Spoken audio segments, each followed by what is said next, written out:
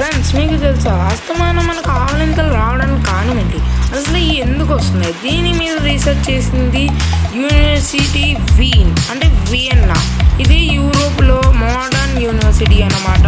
ఇది రీసెర్చ్ చేసి చెప్తుంది